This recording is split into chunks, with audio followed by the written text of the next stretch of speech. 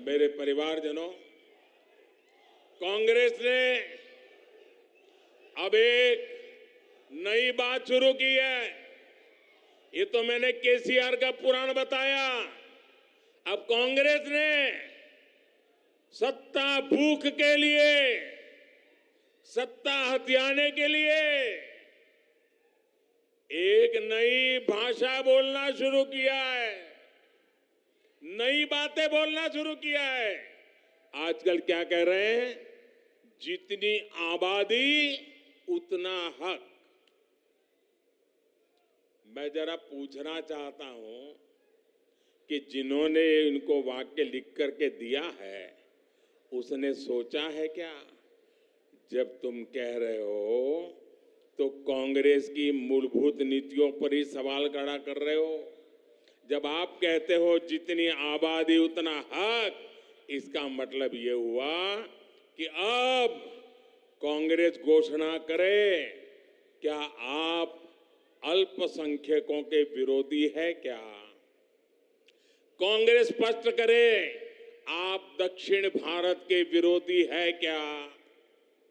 मैं सिद्ध करता हूं, उनकी ये नई सोच दक्षिण भारत के साथ घोर अन्याय करने वाली सोच है। ये नई सोच माइनॉरिटी के पीठ में भी छुरा भोंकने वाली सोच है। आजकल देश में अगले डिलिमिटेशन की चर्चा हो रही है। आपको मालूम है ना, 25 साल के बाद पार्लियामेंट की सीटें कितनी होगी, कौन सी क्या होगी, इसका निर्णय जुडिशरी करती है।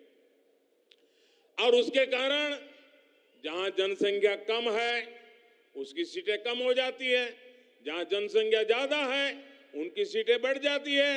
अब हमारे दक्षिण भारत के सभी राज्यों ने जनसंख्या वृद्धि को रोकने में बहुत बड़ी देश की मदद की है।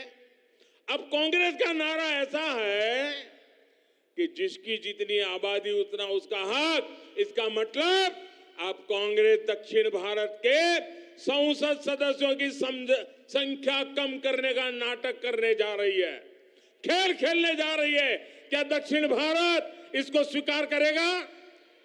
क्या दक्षिण भारत कांग्रेस की चाल को स्वीकार करेगा? क्या दक्षिण भारत कांग्रेस को माफ करेगा? इसी विषय पर मैं कांग्रेस के नेताओं को साफ कहता हूं, देश को मूर्ख मत बनाओ, स्पष्ट करो क्या कारण है दक्षिण भारत के राज्यों को अन्याय करने के खेल खेले जा रहे हैं।